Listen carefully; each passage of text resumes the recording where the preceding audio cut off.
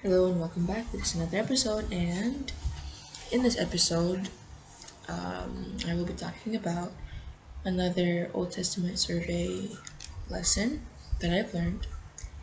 And in this episode, it will be about the book of Ruth.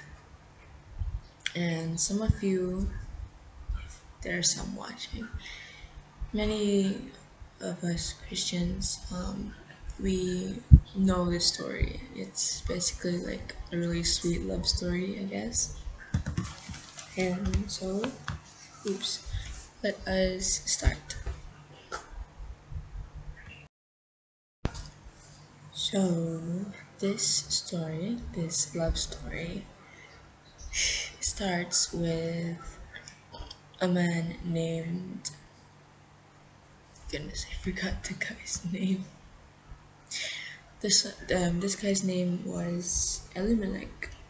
I think his name meant my God is king.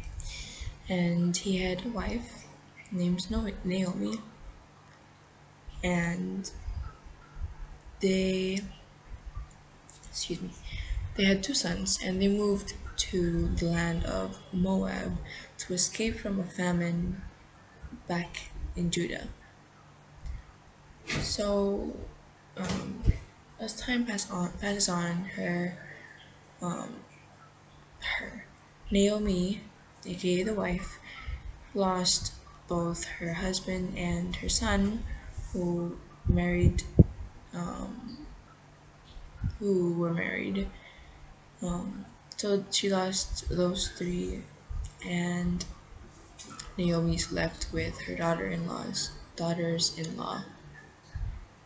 Um, but she encouraged them, or she urges them to return back to their families because she's planning to return back to Bethlehem, or yeah, where she came from.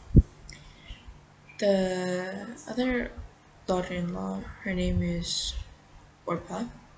She decides to leave. I mean, she follows what her mother-in-law says and goes back to where she came from. But there was this other girl. Her name was Ruth. And as the story goes, she does not leave her mother-in-law. She goes with her, and she goes with her all the way to Bethlehem with Naomi, leaves her land, you know, and she works at a field. Um, Ruth went to work with someone. Um, how do I say this? And that guy's name is Boaz. He is a distant relative of her late or passed away father-in-law. So as time goes, she works in his field, and he notices her.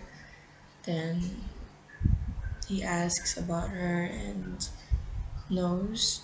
Then he basically does a lot of sweet stuff, I guess. Um, not trying to romanticize like this story, even though it's kind of like a love story. And yeah, one night Naomi tells Ruth to go somewhere out in the field where he is, lay at his feet, then wait for him to do the rest. Then as time goes on, we later see them getting married. Seeing Ruth and Boaz getting married, and they both have a son whose name was Obed, and he was the father of Jesse, right? Jesse was the father of David, and passed down generation to generation, and Jesus was part of that. So, what did I learn from this? I really I guess I just learned about that love story, and that's it.